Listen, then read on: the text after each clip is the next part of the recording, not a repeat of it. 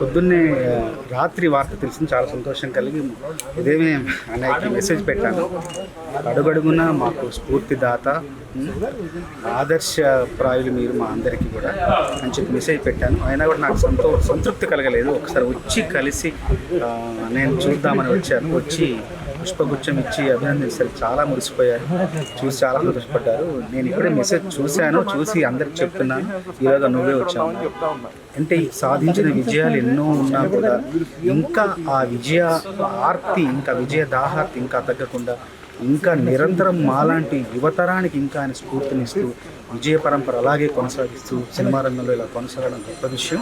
మా అంత చిన్నప్పుడు ఎప్పుడో మేము మోఠా మేస్త్రులు గరణమగ సినిమా చూసి సినిమా మీద ఆసక్తి కుతూహలం పెంచుకొని ఇంత దూరం ప్రయాణించి వచ్చాం. ఇప్పటికీ మాకు స్ఫూర్తిగా నిలబడుతున్న చిరంజీవి గారికి మా అందరి తరపున, తమ్ముళ్ళందరి తరపున శుభాకాంక్షలు, అభినందనలు.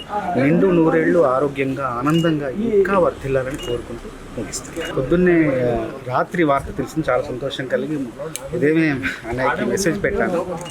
అడుగడుగున మాకు స్ఫూర్తిదాత, ఆదర్శప్రాయులు మీరు మా అందరికీ కూడా అని చెప్పి మెసేజ్ పెట్టాను. అయినా కూడా నాకు సంతృప్తి కలగలేదు. ఒకసారి వచ్చి కలిసి నేను చూద్దామని వచ్చాను. వచ్చి పుష్పగుచ్చం ఇచ్చి అభినందించారు. చాలా మురిసిపోయారు.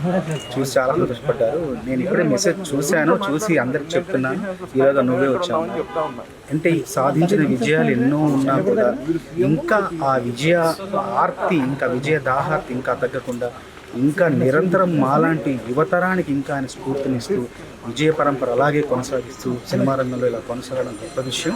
మా అంత చిన్నప్పుడు ఎప్పుడో మేము మోఠా మేస్త్రులు గరణమగ సినిమా చూసి సినిమా మీద ఆసక్తి కుతూహలం పెంచుకొని ఇంత దూరం ప్రయాణించి వచ్చాం. ఇప్పటికీ మాకు స్ఫూర్తిగా నిలబడుతున్న చిరంజీవి గారికి మా అందరి తరపున, తమ్ముళ్ళందరి తరపున శుభాకాంక్షలు, అభినందనలు. నిండు నూరేళ్లు ఆరోగ్యంగా ఆనందంగా ఇంకా వర్ధిల్లాలని కోరుకుంటూ ముగిస్తాను.